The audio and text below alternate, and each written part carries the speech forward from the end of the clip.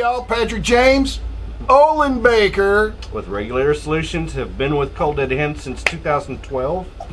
And John Tap Britain. What's up, folks? Today we are going to be talking about the things that divide us. The things that divide us. What's dividing us as a nation? What is dividing us as a nation? Well, there's a lot. Just turn the news on and you'll find vax, anti-vax, left, right, liberal, conservative, yada yada yada. The truth is, it would probably be a better show to say what's not dividing us. What isn't? But everything is. Every headline on whatever news outlet you're getting it from, it's going to be headline after headline after headline of someone getting divided and put against everybody else over whatever that one thing is. Yep. What's important to you? What's important to you might be something fractional, but it divides you or it divides somebody from you because of that belief. And maybe that's based on your intersectionalities. We might get into that a little bit later. We're also going to have a lot of spicy hot topics. Depending on your taste buds, you might vomit or you may run away in tears. But I have a question. Haven't we always been divided? I mean, from our very beginning, we had the colonialists versus the redcoats. Then we had the Federalists and the Anti-Federalists. And we get the Whigs and the Tories. We've always been divided, haven't we? We can go back even further than that. So, and I think that's the positive in all of the bad in this is it's not just a two-sided argument. It is not A and B. It isn't binary. We are so divided. Everybody is against everybody. So we're not in a bloody civil war right now where it is up in arms over this one key issue that has so divided everybody. It's a lot of issues. So we're having discussions where we're allowed to have discussions and we're not being and that's an interesting thought since you put it that non-binary. Okay, it's fluid. Where have we heard that before? But you're right. It's not. It is and it isn't binary. Generally, it's X versus Y. Pro-life versus pro-choice. But the same people aren't on the same sides for every issue. Right. You may be pro-life and pro-gun, or you may be pro-choice and pro-gun, and that's where and that's where I started bringing a lot of heat to Cold Dead Hens when I first started talking about the issue of abortion. Why are you bringing abortion to a gun page? And then I started talking about gay rights. Why are you bringing this to a gun page? We don't want to talk about any of that. And then I started bringing the Bible to Cold Dead Hens, and oh my God, no pun intended. Y'all know I'm being literal. When we started Cold Dead Hands, it was about gun rights, but it was about liberty, and it was about freedom. And it was about education. Free will, and about free association. It was about what was defined for us by our Creator. It was about giving everybody like us ammo that we need for the fight that we're struggling in, that we're being divided by. And what you find out when you start getting into the education side of it and the looking back and the studying and the researching, you may say it's pro-gun versus gun control. No, it's not. Because not anymore. Everything bleeds into something else.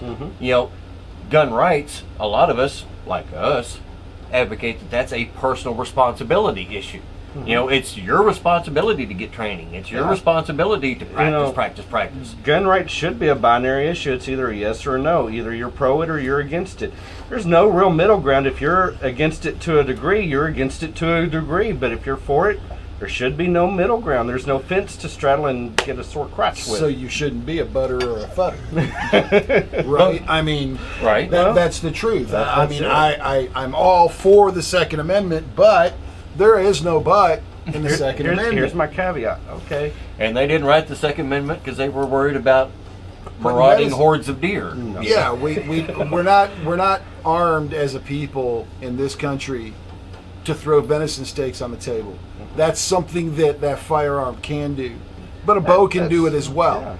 I mean, you can jump from a tree and stab it. I've heard them stories. Those are the celebrations and liberties that we can exercise. But those are in a celebratory context of this is what we can also do. Here's the sporting events we can get involved in. Here's the clubs we can join. Here's the education and the outlets that we can exercise this basic fundamental freedom behind the right to self-defense. But the one thing I was trying to get at is the bringing in of the other issues. One commonality that you can usually find when it comes to these related issues is the issue of personal responsibility, like abortion. You know, you say, okay, what's the personal responsibility side of that argument? Well, it's to practice your choice before there's another life involved. Yeah. Especially when you want to drag special interest into the abortion topic and play the victim cards that can be played, should be considered in every person's personal decision for what is right for them and what their freedom is. And well, I mean, when you're using government funds, all right, so yeah, basically, I'm bettering myself at your expense. I don't agree with abortion. Okay, I am a pro-lifer. I'm a Christ guy. You know that if you've read any of my Black Coffee perspectives, you know that I am a Christ guy. So I am pro-life. And if you follow the founders, that's an unalienable right. If you take my tax dollars, and you use those tax dollars to fund other efforts without my permission, I feel like I'm being wronged. So that means when I file my taxes at the end of the year, you should have a checkbox of what charities I want my government to give those monies to, because that's what they're doing. But they're doing it without asking anybody's permission. They're choosing what charities get money. And that's using my tax dollars against my will, my desire. And even when they play the little tricks, like they say, government funding doesn't go towards abortion.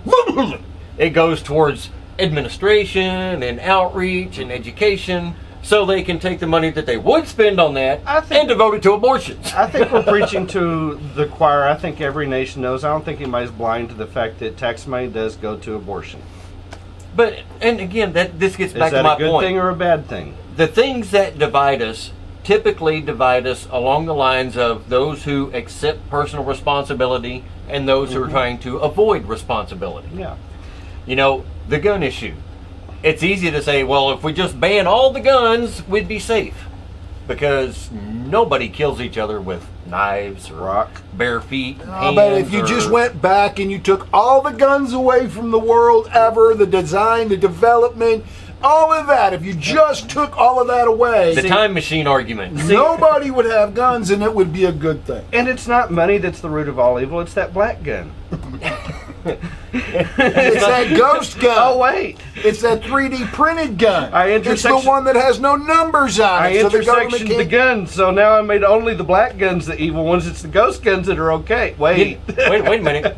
Ghost guns are every gun literally made between like 1364 and 1968.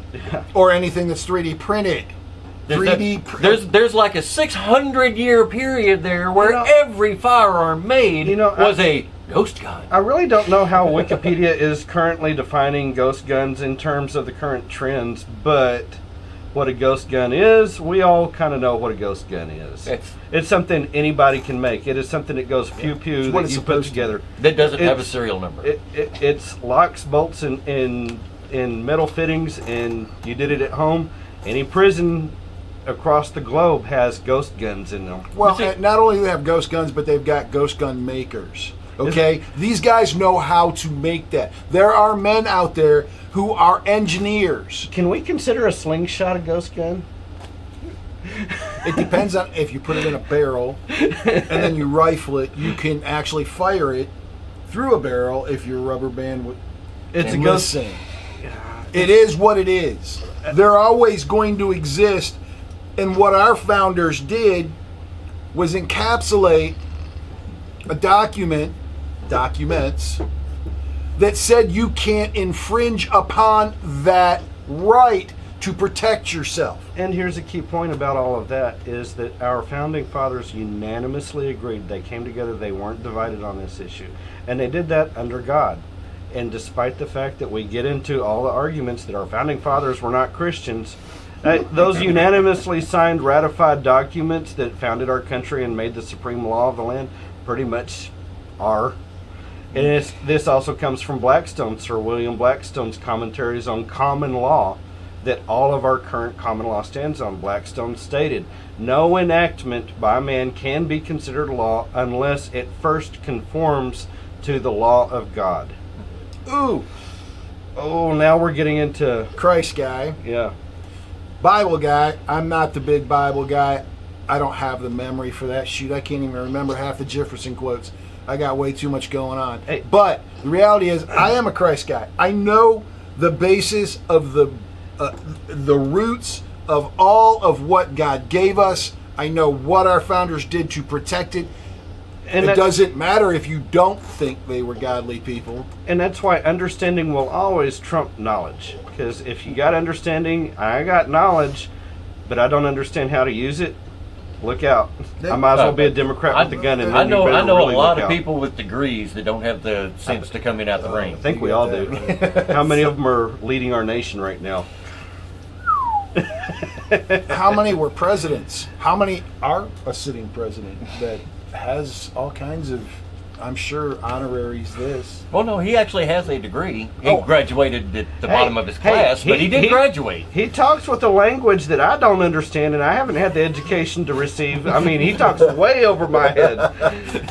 Yeah, if you want to hear some of his stuff, just go to TikTok. It's pretty awesome. Oh yeah, they'll teach you Bidenese on TikTok. But listen, man, these are the things, I mean, and those are just a microcosm of the things that are dividing us. There's so much splintered and fracturing that they're playing right down the path, okay? This is exactly what they're doing. United, we stand. Divided, we fall. They are dividing us from so many different angles, from so many different levels, and from so many forms of media that the chances of us ever uniting into a marginable force, and I don't even mean a physical, we're going to get the old muskets out and teach them a lesson force, a force that is enough to turn that back, roll that, we're losing any kind of ability to do that because we're fractionalized off. Well, you know, that fracturing, like I said, it comes down to certain common themes. You know, you've got the personal responsibility versus avoidance of responsibility. But you see, you just said one of the big R's. Oh, I know. And then you've got the individual versus the collective.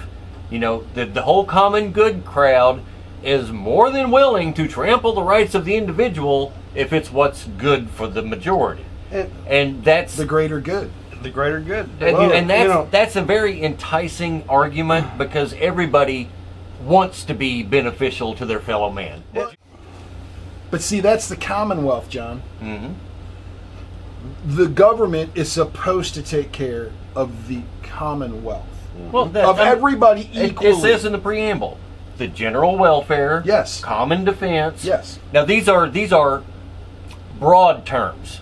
So you want the nation to be generally well taken care of. Wait, John. But not individual welfare, not government dependence, not, you know. John, There you go. You're beating up on the poor people again. are you talking about equal application of the law?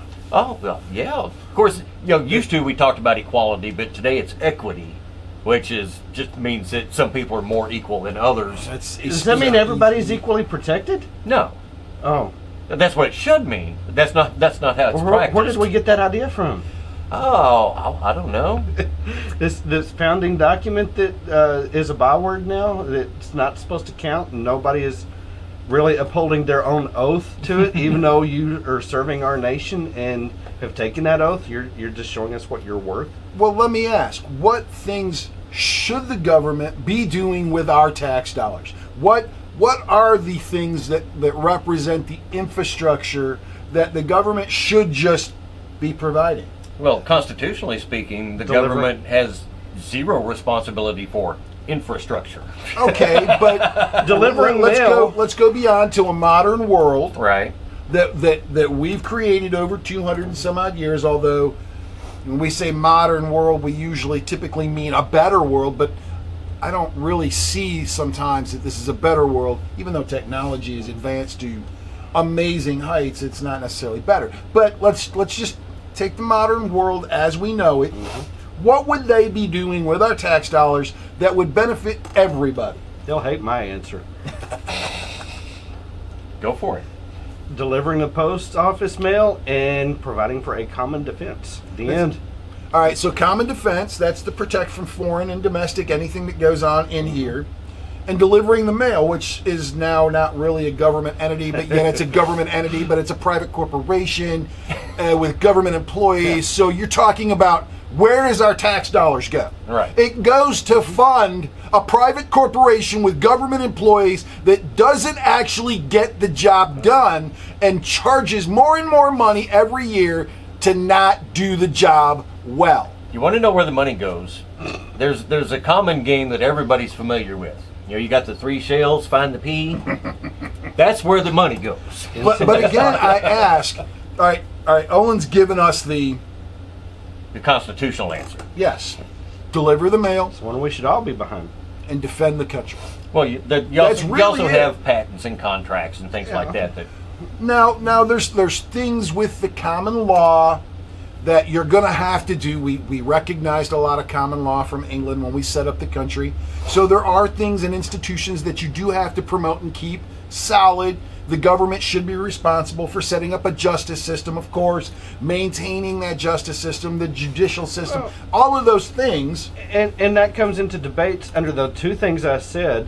What is required for the government to provide those 2 things? Right. Okay, now we've got into all this other stuff. Now, and see, those if- things are going to divide the hell out of us. If we were responsible, that's that dirty word, but if we were responsible to 4 things. Now, you know, from Black Coffee Perspectives, I'm that guy. I'm going to talk about that. Liberty and freedom. It's free will and free association. So those are the 4. That's the biggies.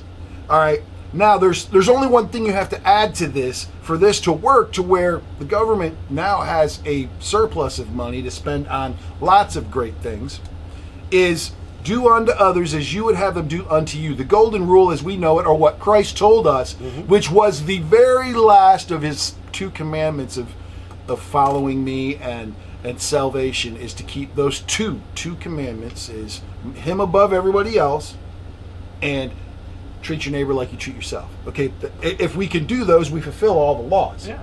All right, so if we know that, and we know that everybody's got liberty and freedom, personal or free will and free association, and we treat everybody else out there like they have it, just like you have it. You can't force somebody to do something against their will. They have a right to associate with whoever they want to. They are responsible the same way and give it to everybody else. Now, what does the government have to do? Well, wait a second. Police departments are now going back to actually public servants, because they're not forced to enforce the laws, because there's people walking the streets What that are if like, I don't "Hey." like the way you exercise your free will? Walk away. That's the problem, though. People don't. Nope. And that's where the majority of our But conflicts come from. that's the is because division. Group A doesn't like the way Group B is exercising their freedom. So rather than live and let live, Group A goes to the government and says, hey, I don't like what Group B is doing. You need to regulate that shit. It's just like these videos, right? If you don't like the freaking content, Move on. move on. Go to the next video. Go to somebody else's video. I don't care. Go watch a WAP video. But there are people who have taste buds for hot and spicy things, and they have a hunger for truth. They do. And they And like they to have a argue. need for it. They need ammo. Okay, here we are. Yep. But I know for a fact, we can talk about these groups, we can talk about these key issues, but I know today every person is individually in a battle. You're fighting darkness all around you, especially when you turn on the news. Oh, man. I hardly ever turn it on anymore. You know, And I was telling Owen yesterday, you know, we are forging our own chains of slavery. we are. Absolutely. And people like to cite Franklin when he said, if you sacrifice liberty for security, you get neither. But we're not sacrificing liberty, or not, we're sacrificing liberty, but not for security so much as we're sacrificing it for convenience. It's slavery for There- a lot of different you know, areas. We have people who take the vaccine, for example. somebody who has had COVID is naturally immune. Did you have But- to go to vax unvax? And I'm just. This is an example. We're not saying yay or nay here, guys. But- Oh, I don't know. I'm So, saying yeah. so said person That's is another video. said person is naturally immune, but wants to travel, for example. Mm-hmm. And in order to travel with the least amount of headaches and pushback, they decided to go ahead and get vaccinated too. They didn't need it. It wasn't mandated on it.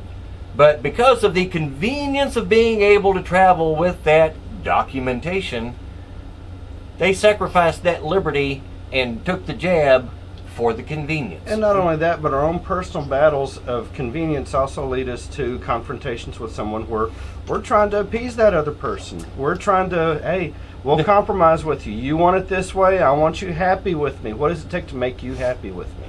How What much do I of have your to give liberty up? and privacy do you sacrifice for the convenience of this right here? Dude, for the convenience of this right here, we sacrifice pretty much every bit of our personal information. But without this today, you might as well go live on the side of a mountain. But wait, you can't do that. Oh no! I mean, Because the government's going to come along and say, wait a second, this isn't your property, it's our property. And that's a structure, and you built a log cabin on our property, so now I'm going to burn it down and you're going to be put in jail because you built a structure on our property. Or somebody else is going to come along and say, hey, that's my property. Now he has a right. He's paid taxes on that property. You can't build without his permission. There's complications and everything. So if we can't function without this, which, I mean, let's face it, it's pretty hard. I might have to go back to a rotary phone. Yeah, what are we stuck with? We're stuck with, okay, a certain amount I'm going to give up. Yep. I mean, we have a tracking device on us 24/7, Yep. pretty much. You know, God only knows what it's listening to and databasing somewhere. And I mean, we've all had conversations and then get on Facebook half an hour later and start seeing ads for something that we talked about. Or definitely being intersectionalized and collated.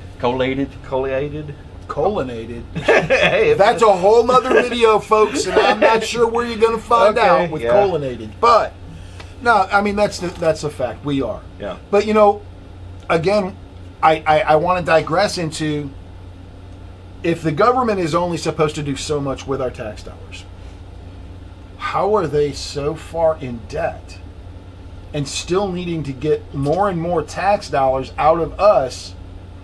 I mean, let's take gas, because for debt instance. doesn't cost anything. We can take gas, for instance.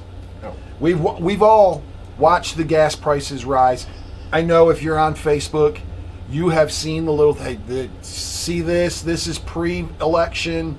Yeah. This is your cost of gas today. Before All right? and after. Listen, man, it's like $1, $1.25. Some places even more. But if we actually break down a lot of things, we can look at that. The refiners are making what, about 4 cents per dollar? The producers and refiners make about 5 cents per gallon. 5 cents. All right. So I was off a penny, but Right. that's a lot in the terms of what they sell. The retailer, Makes about 4 cents per gallon. about 4 cents. So the retailer and the refiner. Now, So big oil transportation from is going to take a production little. to distribution to the retailer makes about 9 cents a gallon. Now you're going to have to add probably 2 cents for transportation, because that's probably about what it's going to be, 2 to 3 cent transportation wise. So let's say we're just going to round it out that all that are involved here, that need to be involved, is about 15 cents on a dollar. Let's just be generous. 25 cents a gallon of gas at the pump. Did that ever happen? Where's the rest of it going? Where is that cost going? That cost is absorbed in local municipality taxing, your county taxing, your state taxing, and your federal government taxing. Yeah, What is that adjusted? State tax alone, the cheapest state gas tax is Alaska. Alaska, okay. That It's makes about 13 cents per gallon. And the highest, obviously, is California, and it's like 62 cents a gallon. sense. 62 cents a gallon. So between That's a state tax. that's the state tax. What's the federal tax? The federal tax, Isn't it like 15 cents? 15, 16 cents a gallon. So if you're buying gas in California, the state tax is 62 cents. Mhm. The federal tax is going to be roughly 15 cents. Then you've got to pay your county tax, which I have no idea. And then your city tax, which if you're in LA, holy crap, there is no telling what LA is going to be charging for a tax because, hey, that's a big city. You're going to have to fund a lot of crap, especially when you've got a really awesome governor. And that's all. A quick point of order here. Mm-hmm. All these gas taxes, you know where that money's supposed to go? Delivering the mail in common defense. No. Infrastructure, roads and bridges. You know, the same thing that they're trying to pass a $2 trillion bill in D.C. right now. The same thing they told you. Roads and bridges. The lottery system was going to go Yeah. for education. Now, who still believes in that bullshit? Raise your hand. Come on. Give me a hand. Somebody to tell me that the monies from the lottery system are going to the school systems. Because I'm telling you right now, there is no way that that's happening. Well, now I will say this. There is a metric shit ton of money going to school districts. Yeah, It ain't going into education. What we're It ain't buying in going education into teaching. sure isn't worth that kind of money. It's all going into administration and building new buildings and But new wait a football second, that's all stadiums. nonprofit stuff. They've got to deliver their money to the cause, don't they? Yeah. Are you telling me that nonprofits are crooked too? Oh, nonprofits are money-making machines. They are. They are. And that includes churches. Just so you know. Yeah. Hey. I think I'm everybody a is Christ aware fan. of that. That's one of the big stones everybody throws at churches, and churches definitely threw themselves in the pit to bring that on them. Yes, they did. Yes, they did. Yeah, because any But tax hang exempt tight, I got status, some whether good it's a news. church or a nonprofit organization, it comes with strings attached. Yeah. You know, I forget what was the name of the amendment that blocked churches from being able to. Oh, the separation of church and state amendment? No, Oh, no, it was an amendment to a bill. I can't remember who authored it. I think it was it under Hughes? I think no, the Hughes amendment's something else. Well, I don't know. There might be more than one Hughes amendment. But anyway, it's the one that blocks preachers from talking yeah, that's politics from the pulpit. not it. Yeah, no, that's not it. Hughes Amendment was gun related. yeah, But I think there was a Hughes Amendment, though, in the 50s around the 501c3 thing. And I think there's also a Hughes amendment that blocks taxpayer monies from funding abortions that they're trying to get rid of right now. Yikes. I think that's a Hughes amendment too. Damn Hugheses are everywhere. Go figure. So as we go down this rabbit hole of division, and you can see how it becomes extremely divided, of course, yeah, we haven't even touched the tip of the iceberg Good on all the Lord. things you can be divided by. no, not even close. Much less gone deep into any one of those issues, which we could take one issue and spend hours on. But Well, the, I mean, we the could- core question really is why?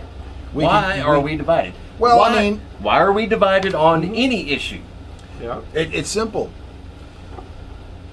There's puppet masters that are playing with the strings, and then there are those who give the narrative, and then there's everybody who gets the filter.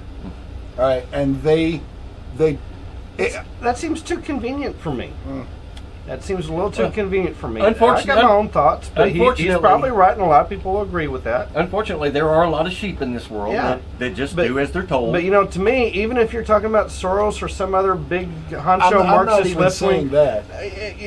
I know what you're I'm- kind of getting at, but to me, they make really convenient scapegoats to escape the responsibility and consequence of our own personal choices. Oh well, of But course. that goes back to what I said before. Yeah. You know, look at the issue. Which is the responsible side? Which is the avoiding responsibility Well, side? This are we is talking what I- Democrats or Republicans? Because the Republicans aren't doing nothing. Okay, now this is what I mean when I say puppet masters. Yes. You have special interest groups, nonprofit organizations that can take donational money and they advocate for their causes. And they pull on the coattails of every politician in Washington, D.C., Absolutely in do. every state position. Absolutely do. And their cause is primary. So then because book deals are a thing. You can say, But I can't give you money, but you know what? We can help you out with a book deal. Yeah. Everybody wants to hear what you have to say. Apparently, art is a big deal now too. Or, Yeah. but then Even it becomes copies their of art. crusade. Their crusade now is about what they consider important, and then you get 512 perspectives in the house. Yeah, but in the what city. what are all of these special interests without the people behind them pushing that? That's But it, it's, though. and that's It's- just it. it's wind not the blowing past people the door. behind them that are pushing them. Yeah. The people behind them are the academics who come up with the right words and phrases to strike the right nerve with people who will write a check, and they think that's the end of their responsibility. I wrote my check. I support this cause. I have no idea what they're doing with my money. That sounds like every. But the cause that they spouted off to me sounded really good, so I wanted to support that, and that's as superficial as it gets. Yep.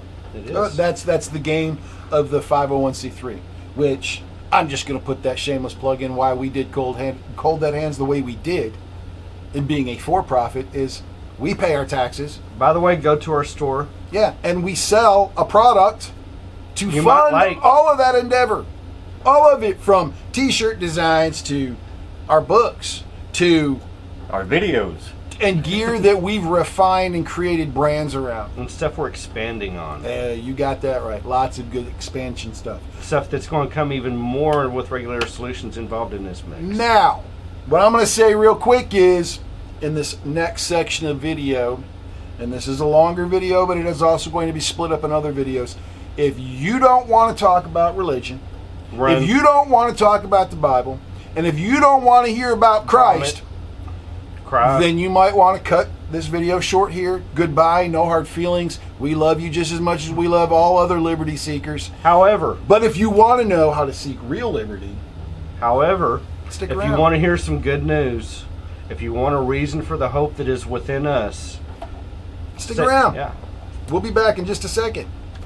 So, So, with the liberty that was Creator bestowed, For those of you that are still here. yep, if you're still here, then you know that you we're either, going. you either have God-given liberty or you don't.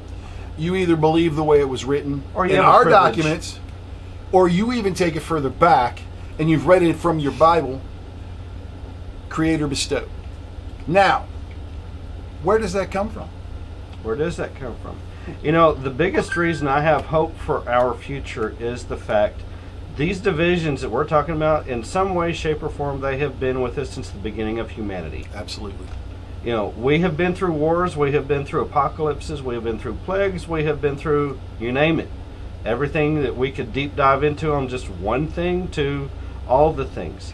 We have come to the brink. Standing. We have come to the brink of extinction time and time and time again. But someone is still holding us up and still being faithful to their end of the bargain.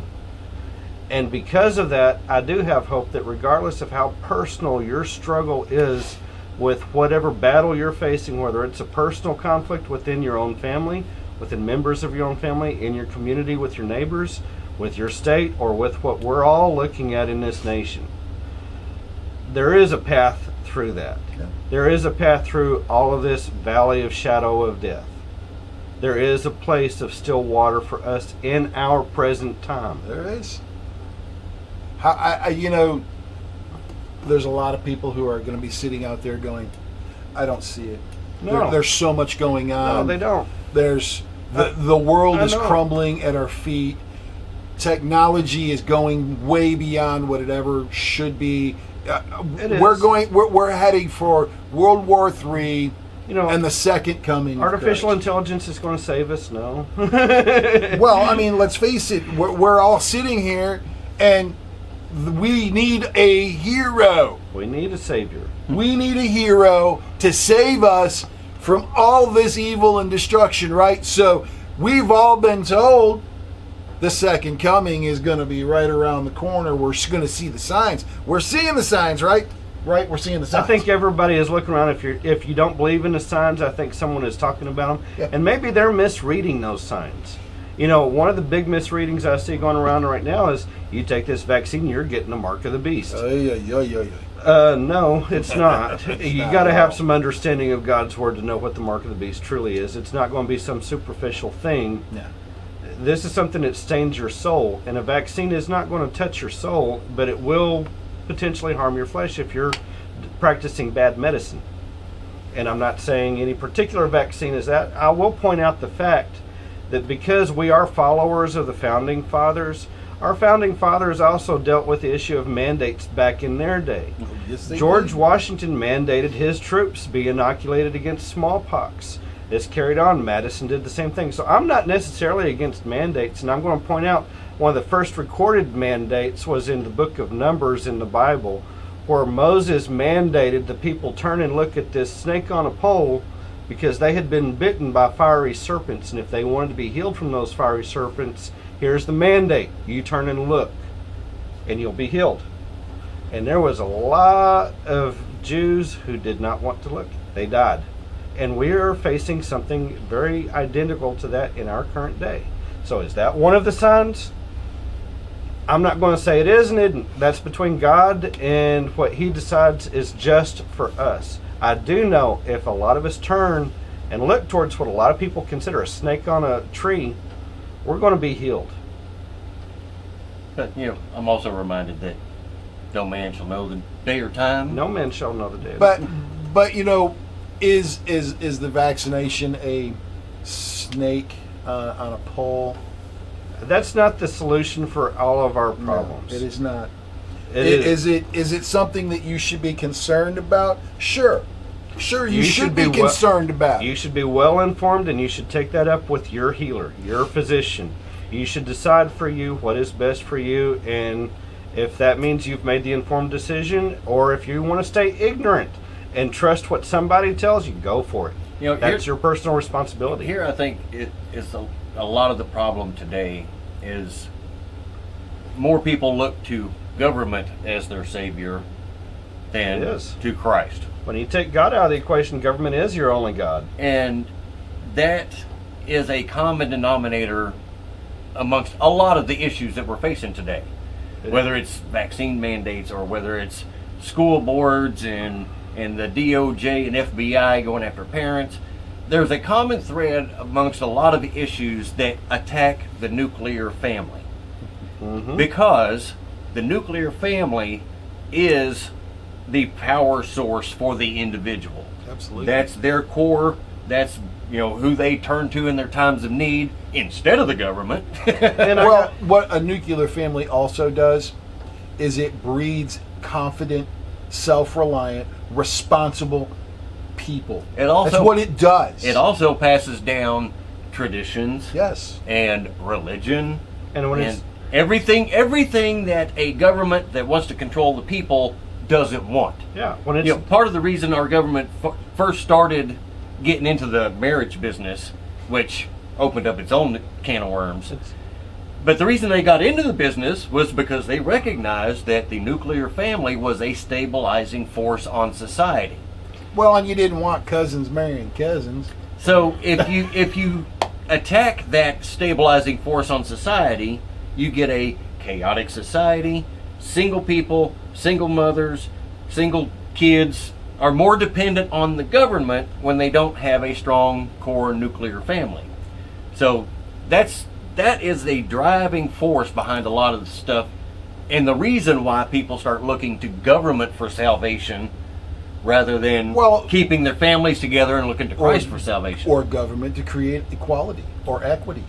Because all right, the government is in charge of licensing for marriages. Right. So now you take that and you fractionalize this off, and the homosexual community, gay community, however we want to call it, they want to get married too. So now it was a state decision, then it became a federal decision, and it's a religious decision, and so you're fractionalized and you're divided, and the only thing you can do at that point is go to the licensing board, which is the government. It is. And you're going to ask the government, well, what is fair, what is equitable?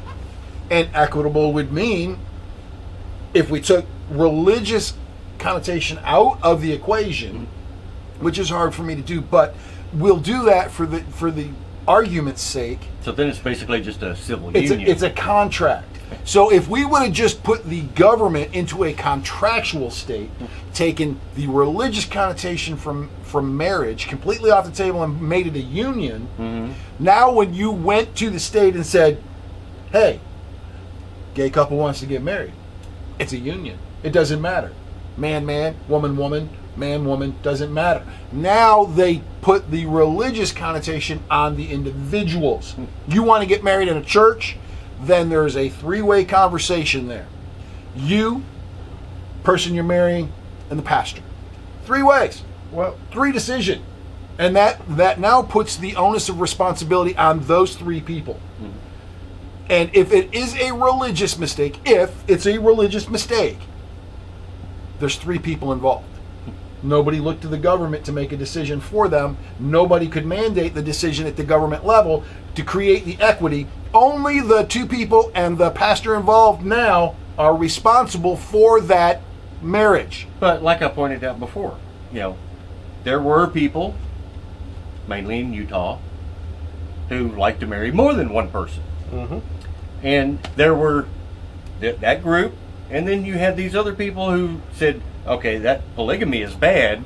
We can't have that. Well, what we're looking at So here, they go to the government, and then polygamy is illegal. well, what we're really looking at here, you started with the nuclear family, which is to provide protection and guidance to the people within that family. And to raise up. Take away the nuclear family, you've got the government as your solution for that now. That's exactly okay, right. now go to the issue of marriage, and you have the church, which is giving the moral guidance and moral protection under God for that, or take that away and hope the government can do the job for you. Well, and now you can even refine that argument down, okay? Because if you would have taken the religious connotations away from marriage and made it a union, then the churches, who are 501c3s, by the way, most of them, if not all of them, and they, just so you know, they can be a nonprofit corporation that isn't a 501c3. They just can't give you a tax receipt for your donations. So they can do that and operate the same way as a nonprofit operates. They just don't have the tax the shell advantage. game. They don't have the tax advantage. But what we're doing now is the government is making a mandate. The churches have signed on to the regulations of a 501c3. So as the government continues to squeeze down, they can continue to squeeze because they make the rules of the 501c3.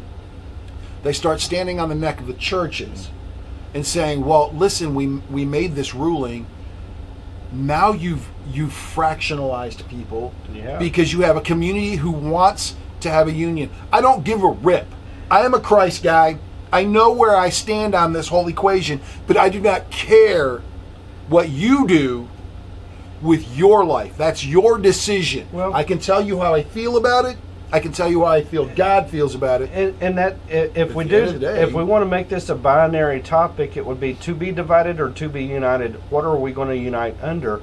But the reason, I don't think it's at all, you have to put tinfoil on your head to see the fact that it's not really controversial that there are people out there who want us so divided we have no independence, we have government dependence.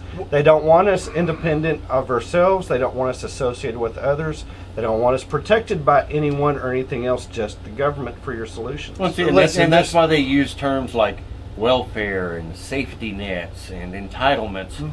All of those are government dependence.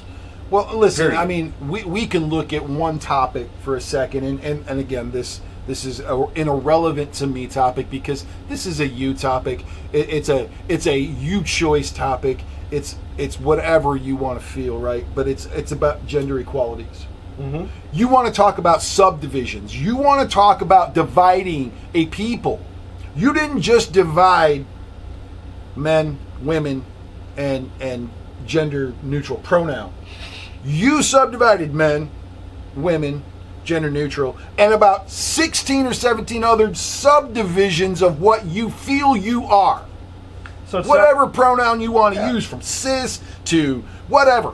Well- It is that is where division starts, is because you're subdividing everybody. It's like tagging everybody with African American, Native American, Latin American, whatever. hyphen. You are putting hyphens in the American, and it's subdividing everybody against each other. You know, and all these people don't see me as adopted by the Son of God to be made in His image and to be treated as such. Instead, they see white Southern male, Yep.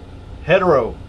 Oh my God, I am the walking devil to a lot of people out there, and I know it. We all are. We're all white. We're all. I'm oldest. I'll take responsibility. Some of us are whiter than others. You might be able to tell by my Santa beard coming in. He's the youngest. He definitely looks like a young Travis Tritt.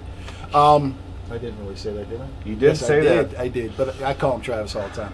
Listen, at the end of the day, we've already, the moment you turned on this video, many of you, already looked at us and said, you guys we got judged. You're white, you're We got Southern, judged, and you're but that's rednecks. okay. That's what you said. Judge me. I welcome judgment.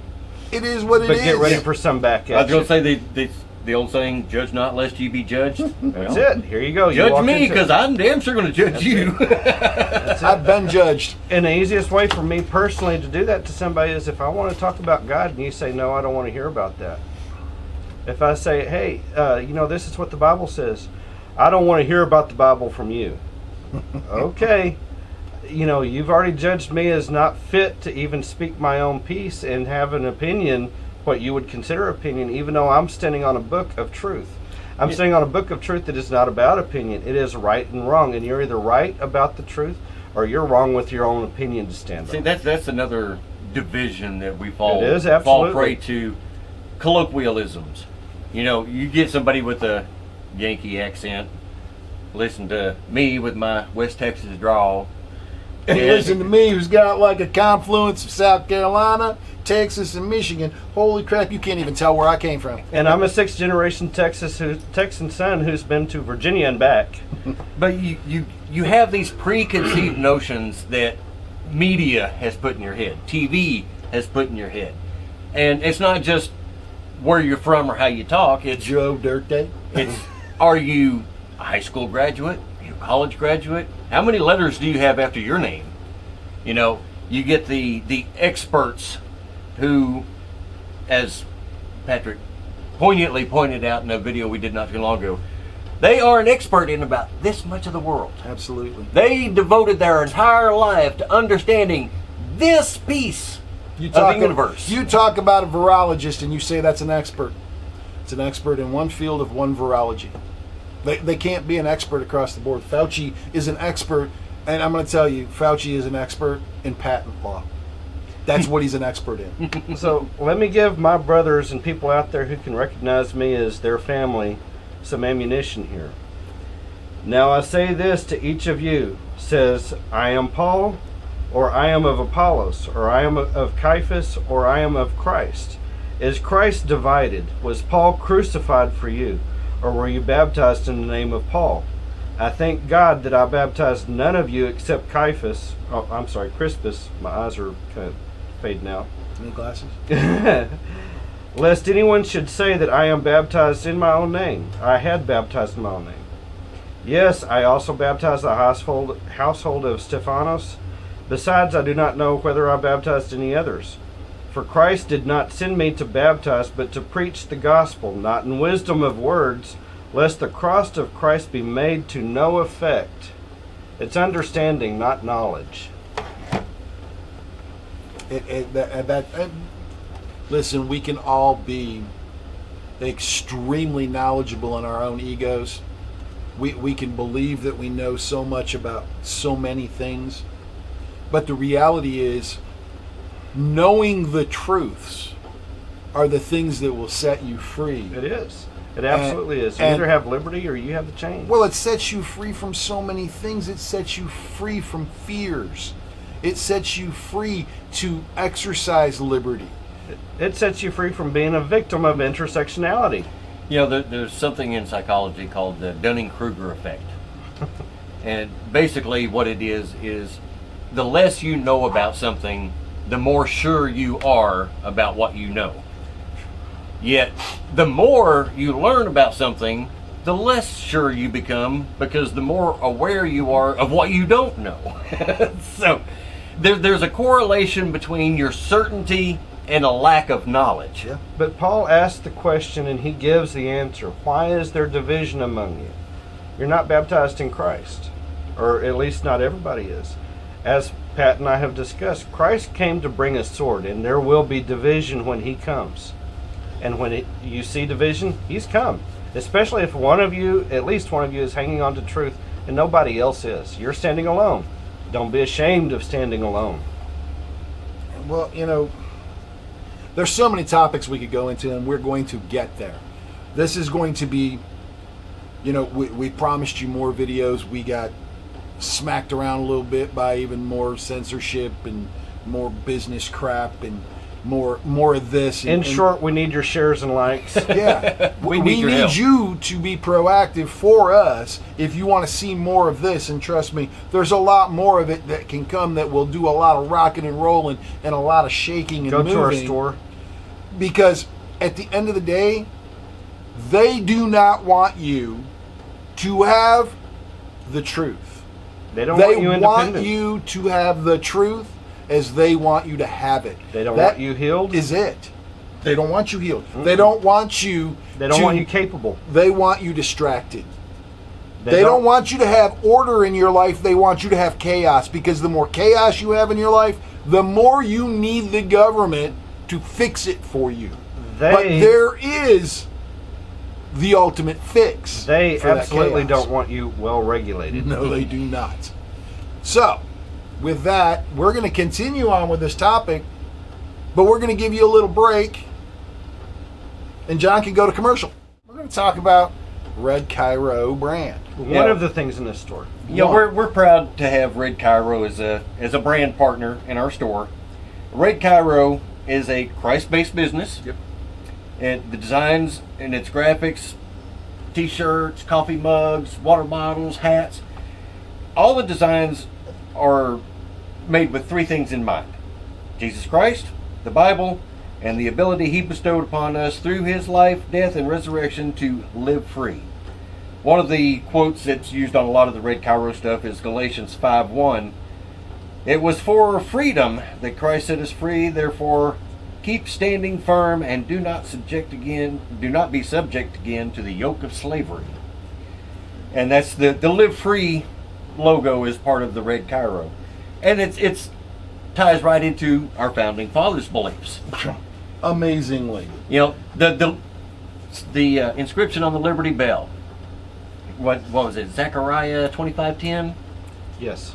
No. Proclaim Leviticus. freedom. Leviticus 25:10. Yep, Leviticus. Proclaim freedom throughout the land.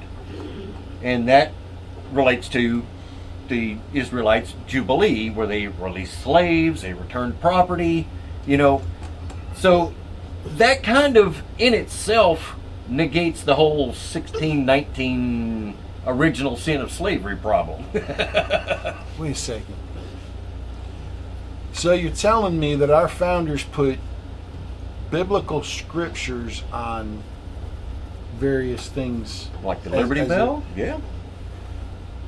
So you're telling me that our founders believed in the Bible? Well, I mean, the very concept of liberty itself comes from the Bible. I can't find a single one who didn't. So you're telling me that there were founders who actually believed in Jesus Christ as a redeemer, as a liberator? It would certainly appear so. Why is it so hard for people to get that through their head, that our founders were Christian men? Why? Because they've got a pastor in their church that's teaching them something different. Well, here's what it is. Our founders came at a unique time. Unique? They were Christian men, but they were also men of the Enlightenment, logic and reason. Mm-hmm. And some people seem to have a problem believing that those two can coincide. Well, now They separate either religion and superstition and yada yada yada, or logic and reason. Let me do this, okay? So we all believe that they were Christian men. Mm-hmm. I mean, that is a fact in our hearts. At the very We least, Okay. they were raised Christian Okay. of some denomination. What about the raping and pillaging of the North American Indians, the natives that were here? How do we equate that to Christian men and that conquest?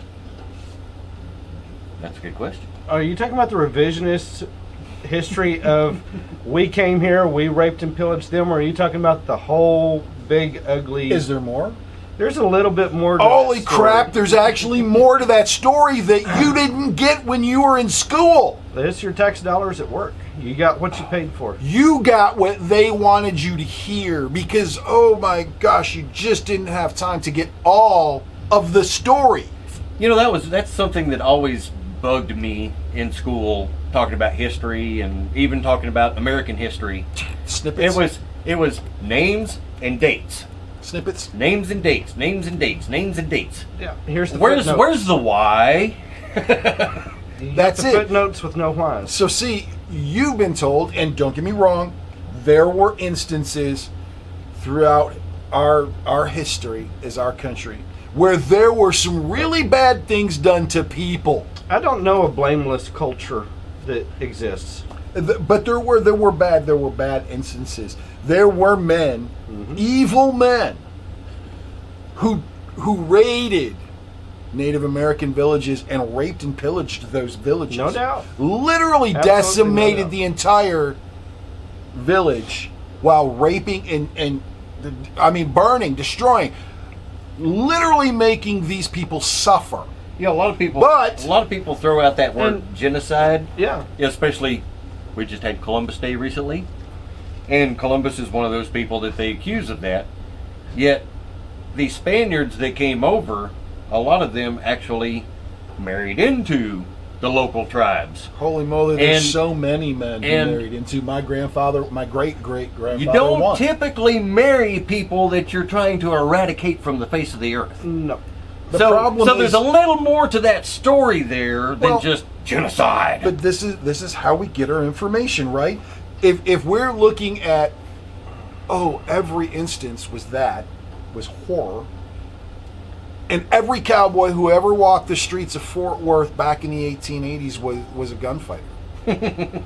They low slung rig, right? They had that yeah. low rig tied to their Yep. knee. Just like them dominoes tell they you. spun up their guns and shot each other from 30 yards. With pearl handles and notches on the butts. That's what you think.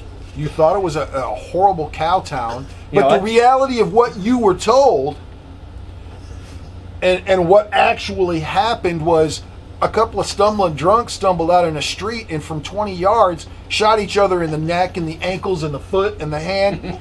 Ear. That's what happened. That's what they didn't tell you because that didn't sell newspapers. That didn't sell novellas. That didn't give an author an opportunity to give that to you. And that's what you believed. You believed that's what it was from what you read out of fiction. I joined the military in the mid-'80s. So, and in many ways, that was my first interaction with people from other than Texas. And I was amazed at how many of them would ask, do you still ride horses everywhere? Do you still, I'm like, dude, I grew up in Fort Worth. That's a big city. I haven't seen a horse since I was a kid. I will say that the last time I went to Fort Worth, which wasn't that long ago, I actually got the privilege, because you don't get to do it all the time, I got the privilege of seeing the Longhorns run down the street. Mm-hmm. Well, I got the privilege of seeing the Longhorns walk down the street. It's not as... We don't have the running of the bulls. yeah. We have, We have the walking of monster horn Walking cows. of the Longhorns. Yes. And it's very cool.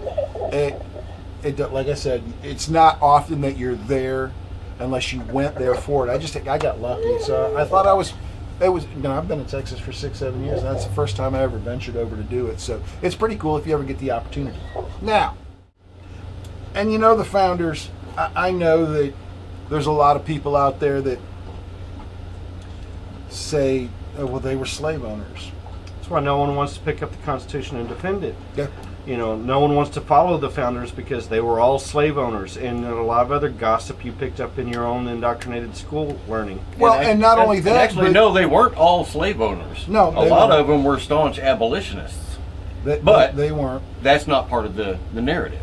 But what we look at is we look at the men and we want to say, oh, well, these words they wrote, those are reflective of the men.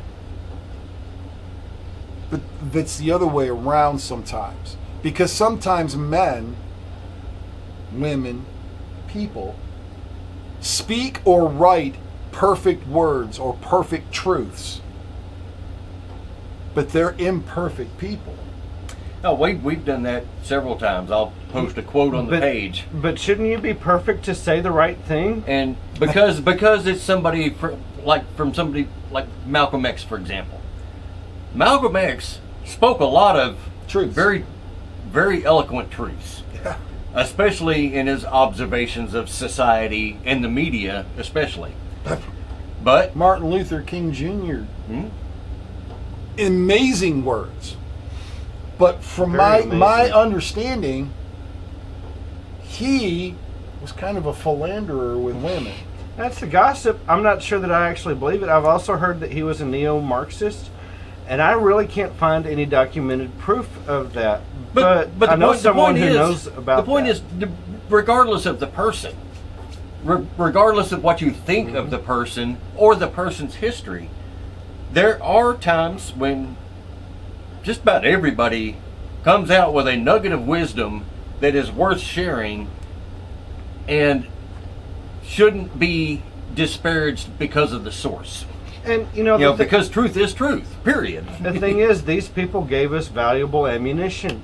They gave us the Constitution, which nobody is using. They gave us the Declaration of Independence, which I think Pat appreciates a little bit. The Declaration of Independence, for me, we have in the Bible the inspired words of God and Christ as he was here, as he inspired those to write.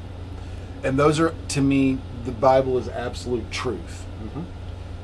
The Declaration of Independence was absolute truth in the foundation. And I think the reason that we don't see the Declaration of Independence as a pillar document is because it's been underplayed throughout the years to not represent. But the reality is the Declaration of Independence is the most relevant of documents because it defines why we were building what we were building. The Constitution, great. The Bill of Rights, great. But in the scheme of everything, falls into the definitions of all men are created equal. All men. The whole natural rights, unalienable rights. And endowed by their creator rights. Well, without the Declaration, we have no way to clearly define what the Constitution is intended to mean, and we can interpret it to our own opinions any way we want. Well, I mean, this is where we go to here. When I'm talking about the Declaration of Independence, I'm talking about what we as people were read as to why we're doing this. Okay, so we see this. This is who we need to be. Those people that are representative of liberty and freedom. The Constitution and the Bill of Rights were written to define what a government can and can't do based upon the Declaration of Independence. So which of those documents should really be the pillar of our documents? The Constitution and the Bill of Rights? Well, the Declaration is the foundation that everything else is built on. That's exactly right. I mean, so it not only did it declare our independence, but in so doing, it set out why we were independent, why we were going to build a new nation to secure these rights for us that we view as natural, unalienable rights. What rights? Life, liberty, and the pursuits of happiness. Now, the pursuits of happiness can be free will and free association because that encapsulates everybody's ability to have happiness. But those who study John Locke will say that pursuit of happiness is based on property ownership. Because property ownership is what you build long-term happiness from, not the instant gratification type of happiness. Well, I'm pretty confident Locke himself would correct such a person and say, no, the pursuit of happiness is whatever is required for you to make that achievement of happiness in your life. Exactly. If you're a materialist, then yeah, that's your property. is great. But if you're a spiritualist, your relationship with your Creator is the most important thing in your life. Free will and free association. Yeah. Right? I can associate with who I choose. I choose to associate with more people who believe the way I believe. Okay, that's just fact. But that doesn't mean that I associate with all people who claim to believe the way I believe. I associate with those who believe the way I believe, which is slightly different than a lot of other people will claim. I'm pigeonholed because I say I'm born again. So the moment I say I'm born again, I'm pigeonholed into everybody who claims they're born again. But I don't personally believe the way everybody describes being born again. I depict it as what Christ that's intended. your own opinion of it. No, again, It's here's fact a book and of truth. It is right or wrong.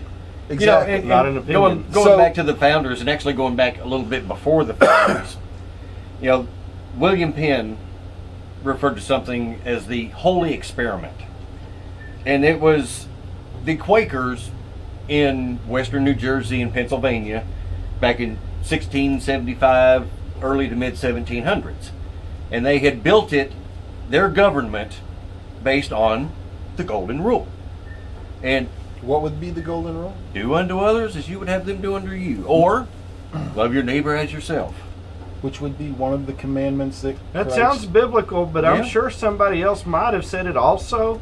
And it was quite successful. I mean, it spread through Virginia, especially along the frontier.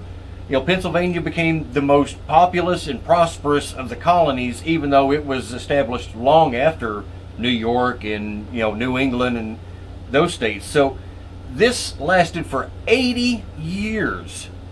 This Quaker utopian, Golden Idea. Rule government. Until border security fell apart. And then the French and Indian War came along. But that also tells you where our founders came from. Many of them Pennsylvania, New Jersey, Virginia. The people who actually drafted those documents came out of that holy experiment as defined by William Penn. So there's a whole layer of our history that is completely neglected in education and actively ignored by propagandists. Well, we have that's where we have to go the extra mile in our research. It is. We have to dig in. If you want to know more, Be informed, be enlightened, or be ignorant. yeah, you can listen to people talk about it. We're going to give you a lot of truths in our video series, in our podcast, which is eventually going to get off the ground, and it will be we're going to just go on and on and on for ad nauseum, probably 4 hours, and you're not going to see our pretty faces. It'll probably be more of a audio podcast, so you and maybe take call-ins, whatever. We'd love to do that. Especially have guests come in. Absolutely have guests come in. In fact, if anybody knows the Pew Pew Jew, is that? Mm-hmm. Hey, we would love to have you as a podcast. Me and you guest. need to have a talk, Poo Poo Jew. Yeah, we all need to have a talk. We need to have a talk with a lot of people. So if you guys know people who would love to be on a podcast in the future, man, we would love to be able to discuss these things. We'd love to be able to discuss liberty and freedom. We would love to be able to discuss the founders and how that equates to biblical references, It does. And biblical truths. when you start getting into these foundations, you start equipping yourself, you start arming yourself, you start getting regulated, you're going to really, one of the first things you're going to be amazed by is how many commonalities there are between the Constitution, defending the Constitution, and defending God's Word. Because like and as the Founding Fathers can be slandered for being a bunch of slave owners, well, the Bible condones slavery. No, it doesn't. No, it does not. The Bible absolutely doesn't. The Torah commands anyone who kidnaps a person be stoned to death. It also commands you treat the alien and the stranger living among you as you would treat your own brethren. Wait a second. I got to stop you right there. Okay. Because you mentioned Torah. Uh-huh. And as a born-again Christian, the Torah has no relevance in my life. Oh, yes, it does. What? Oh, yes, it does.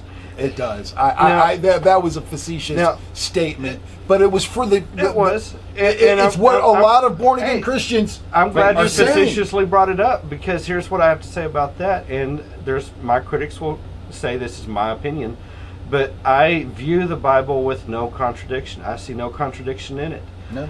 I see no confusion in it either. I see no coincidence in it. None. I prove there is no coincidence in That's it through right. Bible math. And look at my articles on regulator.solutions on the website. You will find I prove no coincidences by math proof.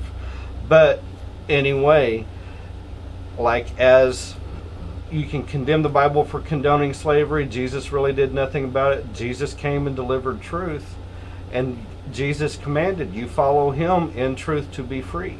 I love how a lot of people will say Jesus never did anything about it, because he didn't come like a lot of the Jewish community. In fact, the majority of the Hasidic Jews believed he would, as the warrior king smiting the Romans who had occupied and enslaved them for so many years. And yet he did it in my life. He did it in my life. He did it in my present time. He didn't come that way.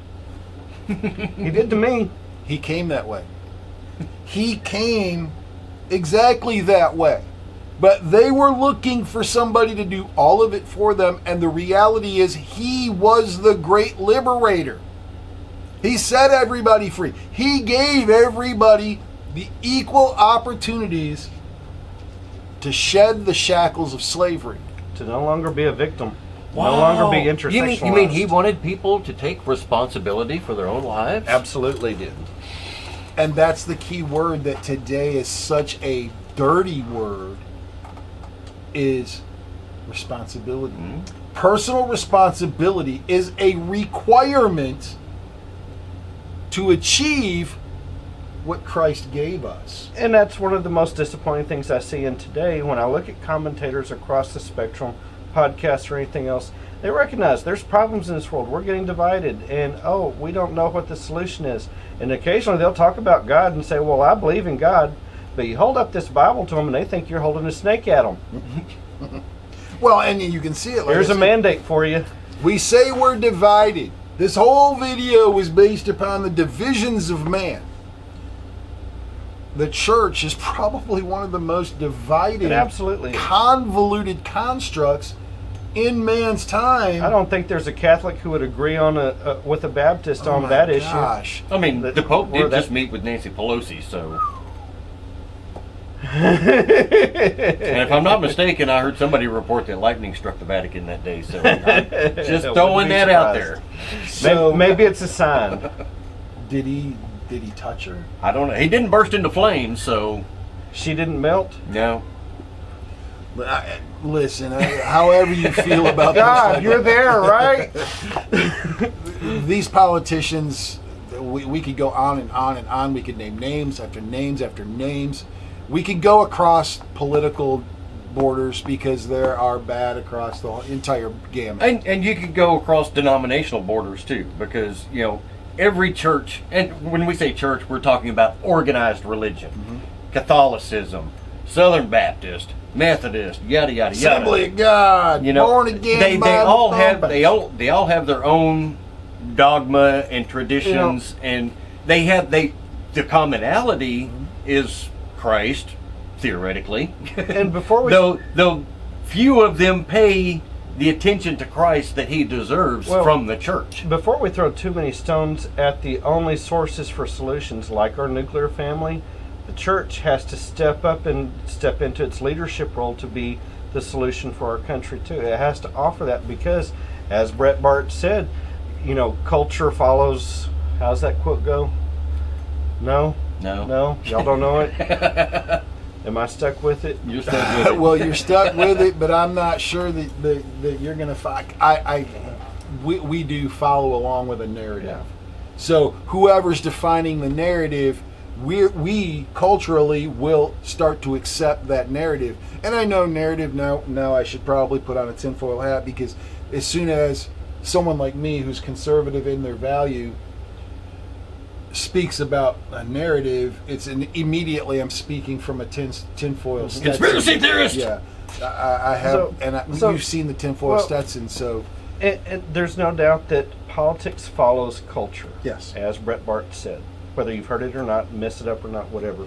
Maybe I forgot it a little bit. But either way, the church does have to step up into that leadership. It's failing. A lot of people in the churches, a lot of leadership, they don't want to talk about politics. It's a divisive issue.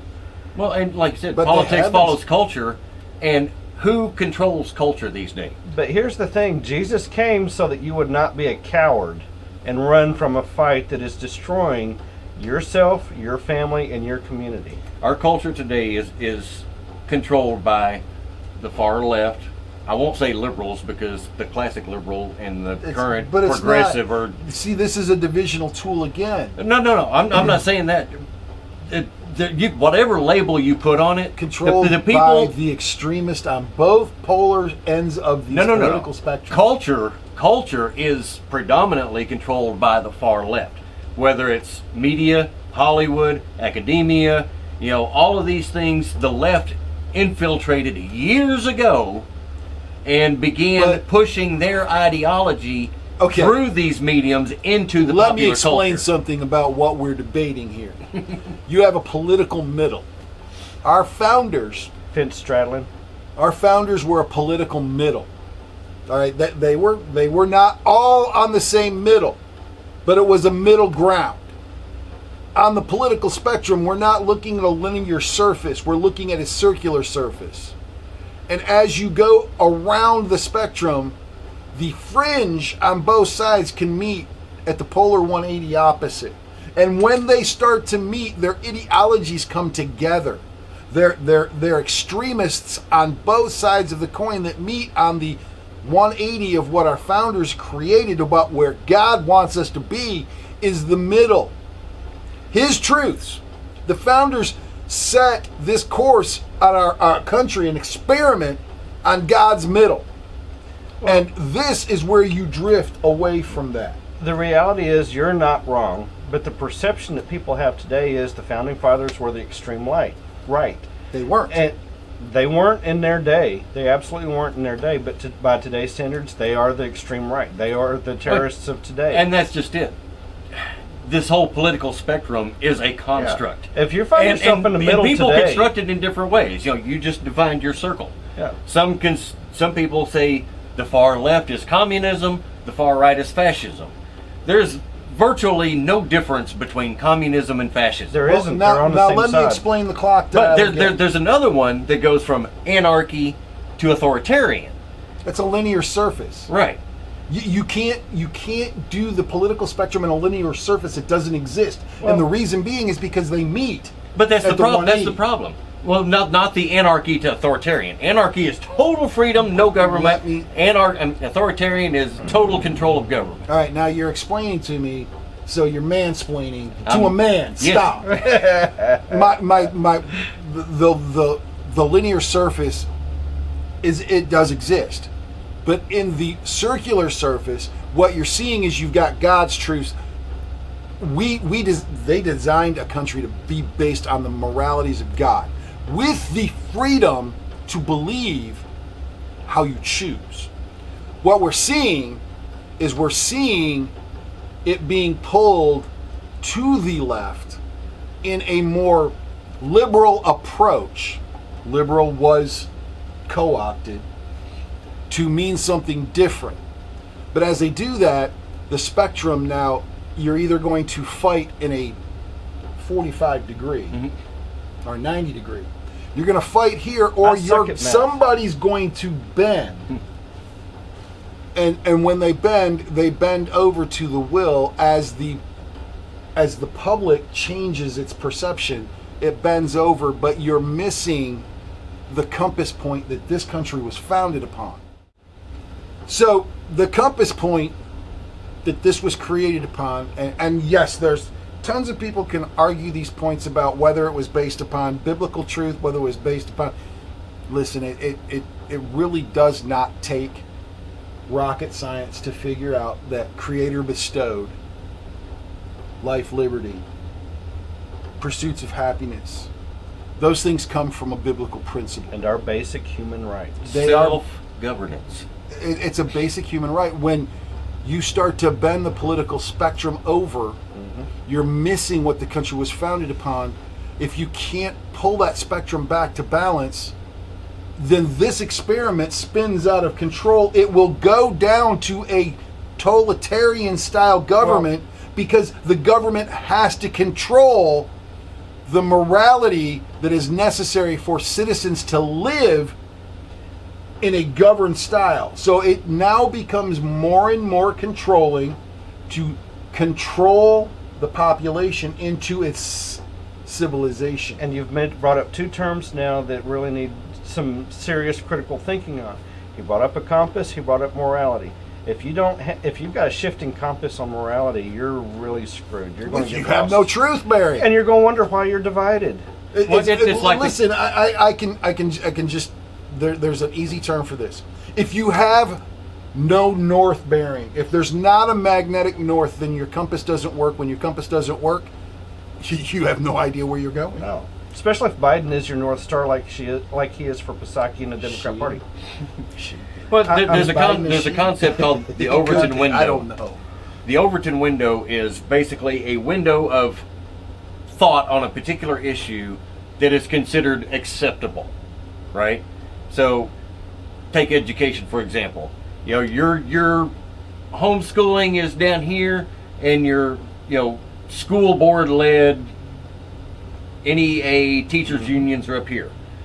So you start sliding that window up a little bit to where you get more government control over education, and then the homeschooling drops off of the normal range. So as the Occam's window moves, it's kind of like the political pendulum swinging back and forth. Right. As it moves up and down on any issue, what's considered normal by society in general changes. Okay. So the middle changes. So let me simplify this. Please, We're for the talking sake of about everybody. PhD level. We're going to talk. Oh my God. Yes. And I understand what he's saying, Absolutely. but my head's spinning just a little bit here. So let me simplify this whole right, left, middle stuff so that we can all identify something. And this begins with a question. You got to ask somebody, how do you feel about the Constitution? How do you feel about the founders? How do you feel about the Bible? Well, me personally, I'm on the right if you identify the founders are right-wingers. Okay, then that puts me with them, that puts me with the Bible, that puts me with God, and here's the line in the sand. If you're left of me, then you're closer towards Marxism and those extremists. However, if you try to claim you're on the right, well, you're probably off the planet and in the outer orbit and outer space, and I don't know where the hell you were coming from with me. And that's the whole problem with trying to define things in left, right, middle. Yeah, because it's so subjective. It is. It's not. But Let's let's intersectionalize it. It's subjective if you don't have a foundation. You can see that we all agree, but we have a different way of delivering. The reality is, this isn't complicated. Man has Doesn't have to be complicated complicated. everything. Okay, if you have a compass bearing that is based on morality comes out of the Bible. I don't care what you say.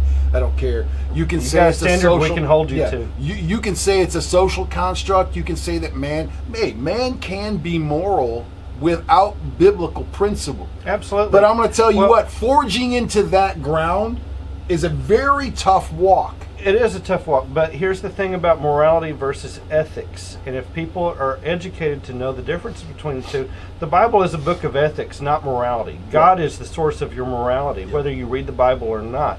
If you're making the right decisions for good, you're making righteous decisions. Yep. However, if you go the other way, you're going the other way. But the Bible is there to help you stay on track and keep making good, right decisions. And it helps to find absolute truths. And for somebody, I tend to take things from the more analytical side. And just from the purely analytical side, if you say, okay, I'm an atheist, but I'm a moral person, an ethical person. Where's your book at?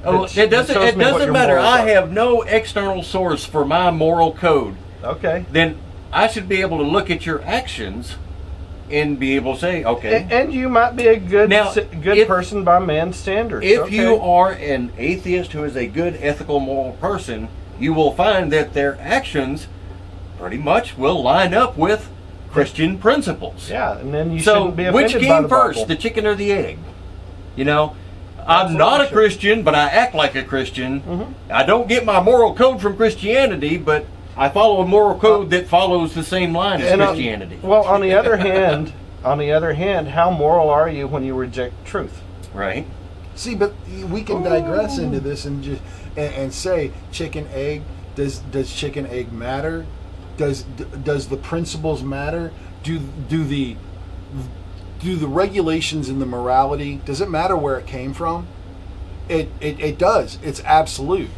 In somebody who believes, you can see the truths that are lined in there. Are the Old Testament, you can, there's lots of people, and I've heard this argument from so many people. Oh, well, the Bible's got a lot of evil things in it. Those are ethical issues raised by the Bible. The Bible presents a lot help you of see a mistake that you shouldn't fall into. Well, it highlights a lot of historical information. Absolutely does. And then it is there's a way, and this man is going to highlight the way eventually as we go through a lot of things. And you can go to regulator.solutions and see a lot of what he's been doing, but he's going to show you how that's verified, and how you can see that these truths, these words of Christ fulfilled all of this. There are things that were cruel and unusual in the Bible. Absolutely. Slavery existed long before the founders were ever born. And just because the Bible documented it doesn't mean the Bible condoned it. It doesn't mean that God condoned it. It means that it existed. Gee, he said you can have conditional slavery.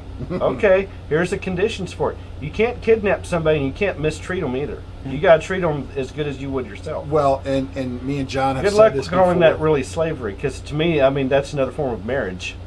Me and John have said this before. You're born with life and liberty, free association, free will. Mm-hmm. There's only two ways to take that from somebody who's a natural born person. You can give it, mm-hmm. and you can take it. Mm-hmm. Other than that, there's no other way that you can lose it. It can be taken from you, or you can give it. So basically, you're saying that if you're a victim of something, you either chose to be the victim, or you were made a victim against your will. Either way, you were at somebody else's mercy that was a master over you, and I don't think you can credit Christ for that.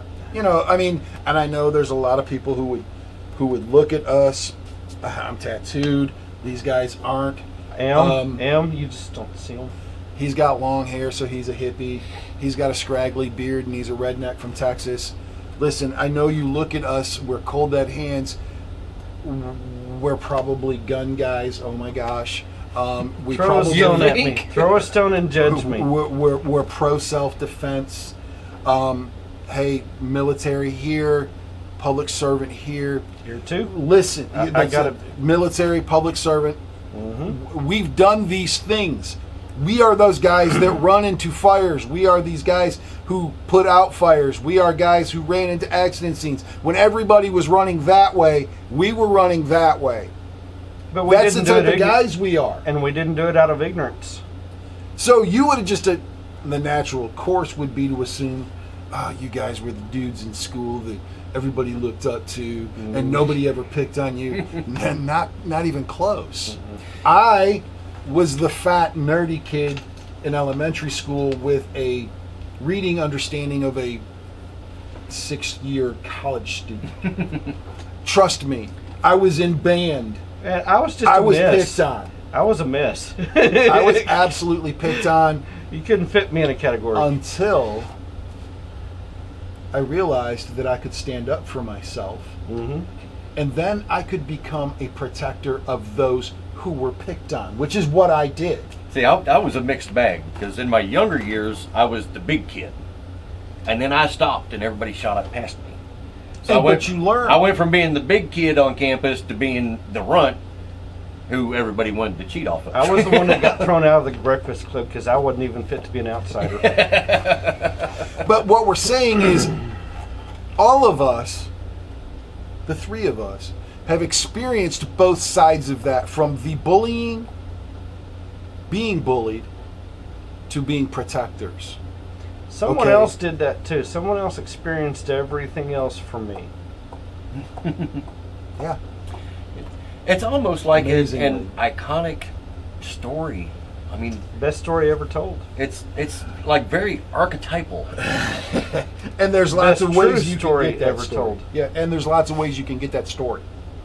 And again, we're going to wind into those kind of things throughout this video series and our podcasts. So again, if you think you're tuning into Cold Dead Hands, the gun guys, you are. Mm-hmm. And we can talk about that all day long. We can talk about guns, which ones we like, which ones we shoot. We can do Martial videos. arts, self-defense. We want to.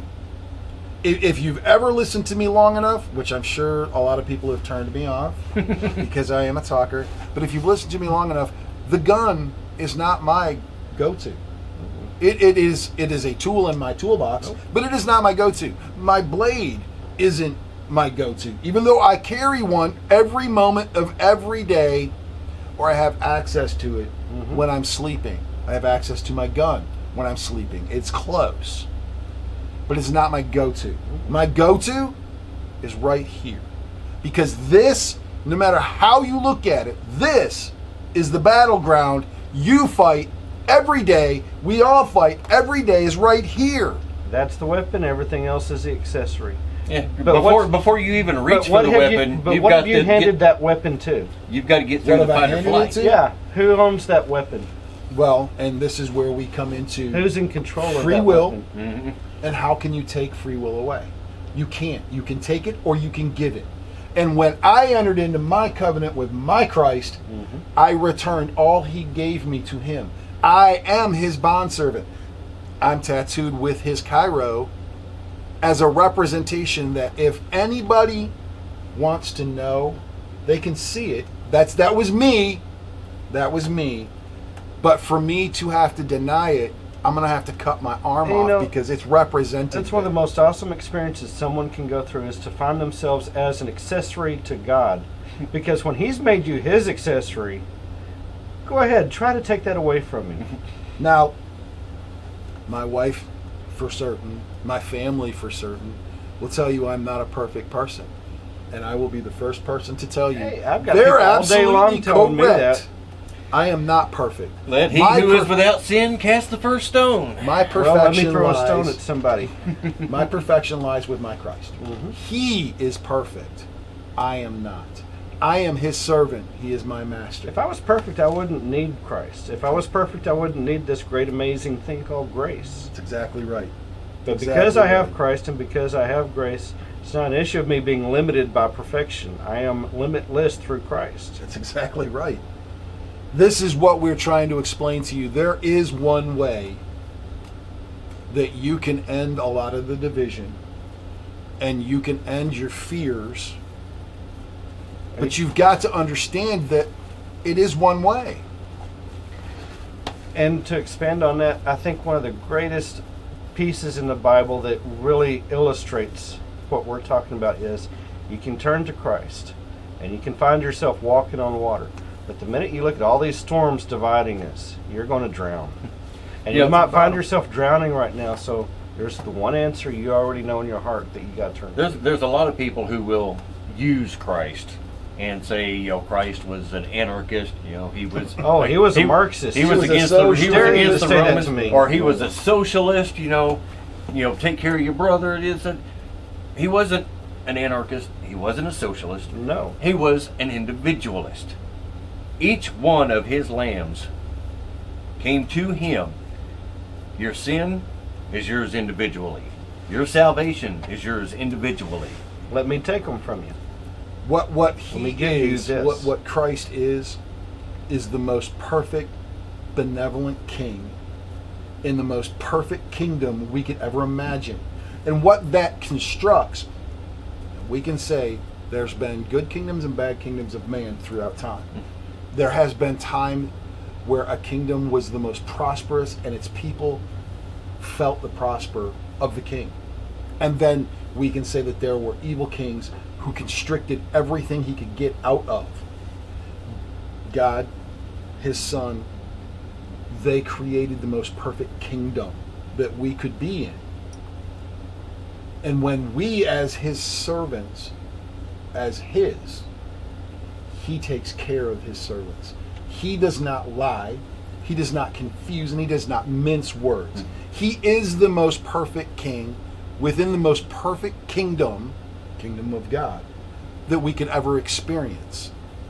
That's just it. It's a basic for those that believe who he is. And then man starts his interpretations of what that means.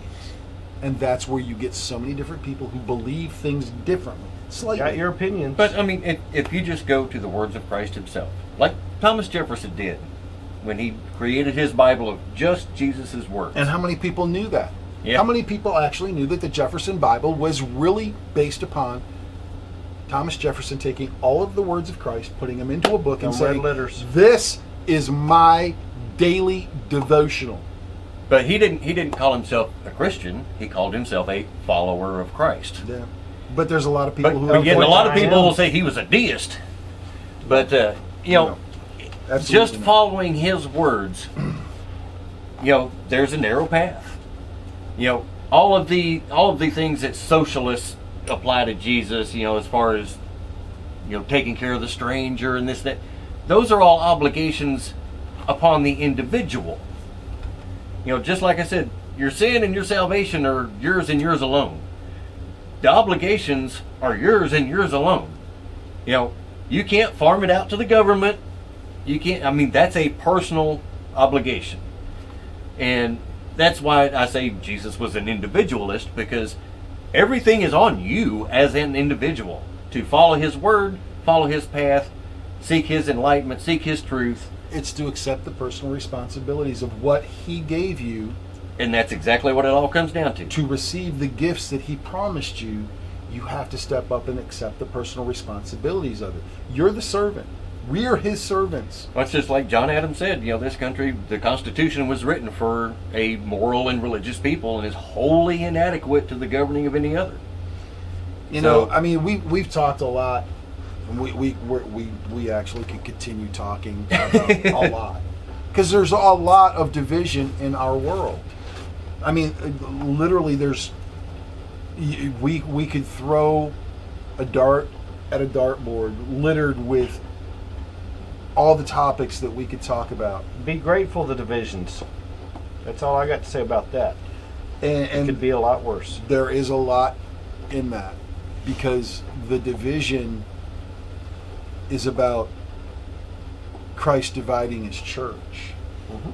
His church. And- not the Anglican church, not the Methodist church, not the Presbyterian church, not the Catholic church, not the Jewish synagogues. It's like, He is separating. Mhm. And listen, you can, I get it, there's dogma that you were raised on with your particular denominational church that you believe in. And there's dogma in other churches you're hating against. Absolutely. no priest or pastor can bring you salvation. Only Christ can. And you have to stand on his words, and you have to understand his words, and you have to understand his truths, and then you have to accept his truths and the responsibilities when you come to him and go through those motions to be a follower of his. Mhm. To be his servant, there's requirements. See, one of the messages of the Red Cairo brand is relationship over religion. It's the relationship with Christ, not the denomination or the dogma or the church in the organized fashion. So this relationship over religion thing, what does that actually mean? Because I've seen it thrown out there so many times. Relationship over religion. Christ is the church. He's the church.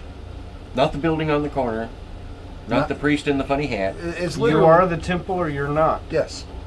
And if you believe as we believe, then Christ dwells in us when we've gone through those motions. I'll tell a brief story of myself. Are you going to talk a little bit now? Just a little bit. I was raised Southern Baptist. Hellfire and brimstone. I had my falling out with the church. I started checking out other denominations. I've been to Catholic Mass, stand up, sit down, kneel down, say something in Latin that I don't understand. And, holy rollers, Bible thumpers, I've been through it all.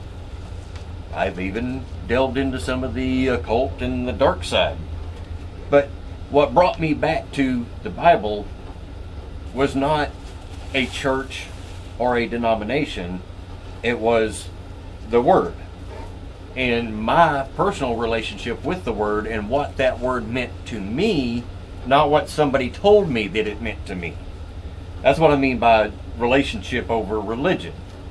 You know, it's not the denomination or the dogma, it's the relationship.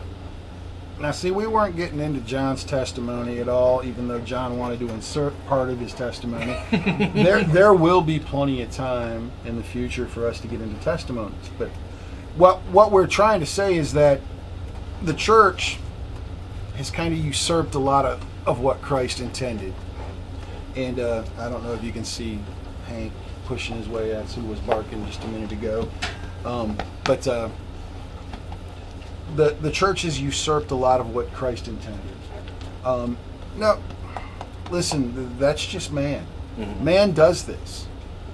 We all do this. We all have an idea that might be slightly different than somebody else's idea, and we talk about it. And if those ideas don't come together, then this guy said, well, you know what? I don't believe quite the way you do. I'm going to start my own over here because, you know, there's 20 of us that we believe this way. Now, if you think about how things were built back long ago, there wasn't maybe 1,000 people who started a Lutheran church. Well, I mean, if you go all the way back, you had, 12 apostles? But and they all started their own ministries. But as you start to remove yourself from the originalist ideas, Christ, that's the originalist ideas the church was built upon. As those layers start to go down, now man has put a lot of his thinking into these ideas, which now creates a spiral down of different ideas of how somebody believes a certain way based upon the same words. Mm-hmm. It's similar to our government. Our founders had this very slim concept of how this government should be structured, and as it rolled downhill, man added little things here and little things there as they saw, hey, we needed to control this and control that. It's the same way. Now, just to be honest, some of it was innocent. I mean, they legitimately thought that there was a need for this. Maybe. Some of it was not so innocent, and it was people who were power hungry or wanted control of this or wanted control of that. Now, the fact that our Constitution could be amended lets you know that when we come up with something that we feel is worthy, we can add it to the Constitution, which has been done 16 times since the originals. And so as we get back to the church and how it is fragmented off with different ideas of different beliefs and structures, and then the rules within those churches as to how a person should act if you're going to be a member of that particular church. That's their individual rules. And that all happened in pretty much the same way. If as long as you are holding upon the tenets of the Christian faith, then your individual rules are just your rules for your club. How complicated you wanted to make it. Exactly. So you have club over here who has maybe a lot of rules that you have to abide by, and club over here doesn't have as many rules. But the reality is, and we can highlight many times and we can show that Christ didn't really have a whole lot of rules to this whole construction of a Christian religion. Is what? What's his number one commandment? Abide in me. Place no other before him. Yeah. What was his second? Do unto others. What was his third? Oh, there really wasn't a third. Oh my God! So there was only commands of Christ. No, he didn't need that many. Two if rules. you do those two things through him, you're good. Yeah. And all the other rules that came before that are actually followed, right? Pretty much. More guidelines than rules. Well, yeah, how to live your life. But what the most important thing about the Torah and what Christ did is, as we have the Declaration of Independence for our understanding of the Constitution, Christ is our understanding for Torah. He was our high priest. He was our prophet. He was the one who spoke to God. God spoke to him and did a lot greater things than that. But he was a teacher of the Torah first. Everything that he taught was confirmed by Torah and vice versa. So, to be a part of his church, you had to keep those 2 commandments. That was pretty much it. Yep. And if you wanted his gift of forgiveness and grace, then you had to be born again. You did have to be born again, and that just begins with, we can simplify it in even easier terms. To be forgiven your sins, accept Christ. Bingo. How much more complicated do you have to make it? Well, that's up to your heart to be and your forgiven, mind and all what you it have takes to do get is ask things for right. forgiveness? So you asked for forgiveness, and then you had to be born of water and spirit. That's in the Bible. You have to be, according to Christ in John chapter 3, you must be born of water and the Spirit. And as Paul added to that in the book of Corinthians, he said, no one who is unrighteous can enter the kingdom of heaven. So if you have unrighteousness on you, forget it. Now see, this is where the convolutions come in. This is where the convolutions come in. Christ gave you these words, and he didn't say born again was going back into your mother's womb. He corrected Nicodemus on that, which Nicodemus, by the way, would have already known by the Torah. And I will add this to that and let you finish. The only thing I'm going to add is that being born again is an experience. It's not a fake it till you make it claim. No, it's not. It's not something you can possess just by saying it. It's something that you go through. It's something that God gives you. And if God gave it to you, you've got an experience to show and tell about it. Yes. It changes you. It presents to you a testimony. It does. And that's one of the things that Christ encouraged all of us to share with people is their testimony.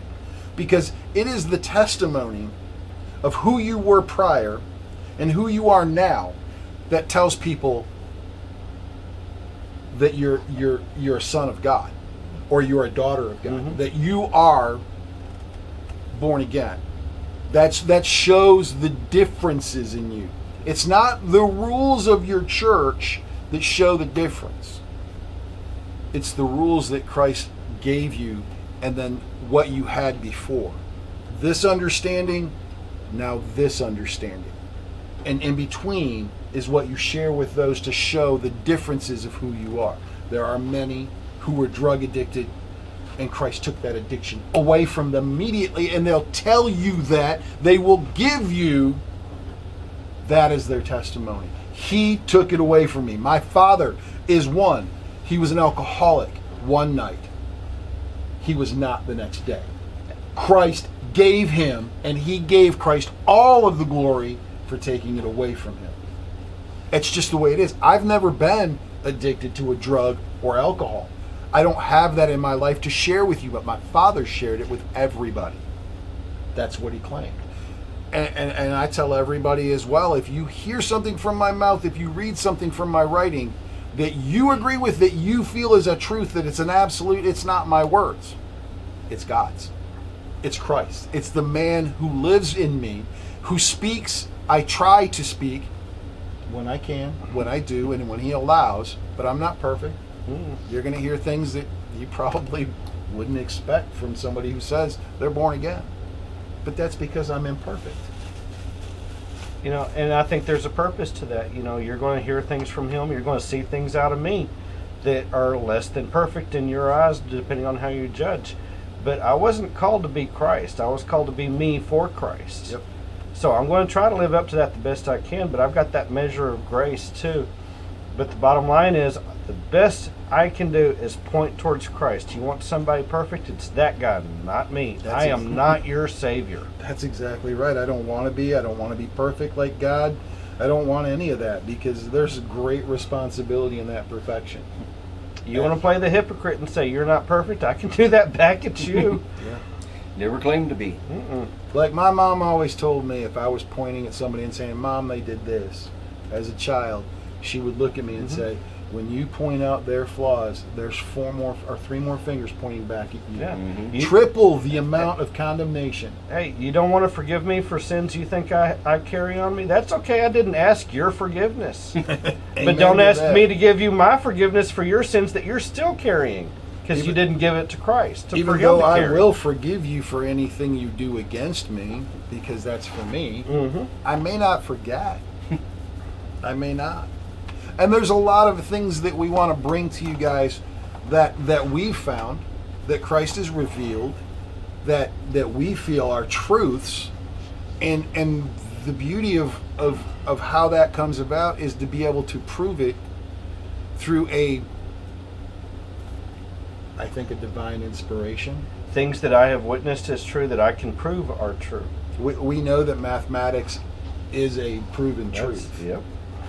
And through that, there are things that Olen will be able to show you, or you can go to regulators.solutions and see in some of his writings, if you're interested, and see some of the mathematical truths. And it is, I mean, there's no doubt that, and I can literally say they are gifts that God's bestowed upon him. And one thing I'll say, and again, being from the analytical side, there are those who say and believe that the Bible was divinely inspired, written by man, but inspired by God. Mm-hmm. You could also argue, based on the math that Olen does, that the chapters and verses that were added centuries later had to have been divinely inspired as well for what he does to work. We'll get deeper into that, but I'm going to loosely quote Thomas Jefferson when he explained the purpose of the Declaration of Independence. He wrote in a letter to a friend who brought up the duh moment of, you're not really writing anything new. And Thomas Jefferson responded with, yes, these are not new truths. I am not giving you anything new. The only thing I am doing personally as Olen, through the grace of God, is proving to you the Bible is truth, and here's one of the witnesses of truth that I'm giving you as a tool, as your ammunition to prove there's something amazing about the Bible. Absolutely. It's something that's not published anywhere else. It's not told by anyone else that I know of. And see, there are people out there that need those proofs. I personally, when he came to me with it, I told him, I don't need those proofs in my life, because I'm an absolute believer in my Christ. Hey, if you've got God and you've got His Word, you're right. You pretty much don't need them, but somebody else might. Somebody else does. There's not even a might to that. There are people out there that need something tangible that can correlate these things that most people say are so intangible. Oh, that's For why, me, that's literally why you have archaeologists digging all over the world, there's evidence, digging up actual physical evidence of biblical stories. It's not faith without reason. It is evidence-based faith. It is evidence that I can prove why I believe what I do. yes. And it really removes all reason from me to have blind faith. I have no blind faith, and I have no doubts. And I know there's not that many people who can say that without sounding crazy. But you can't do crazy math and look half smart while you're doing it. Well, and some of these guys think I am appearing half smart. There's a lot of people who would tell me, well, you're crazy.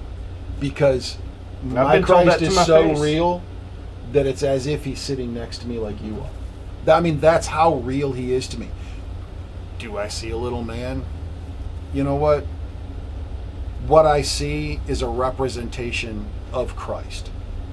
And that to me, and I see this in my life, I see it in my testimony, which I'll give you on video one day.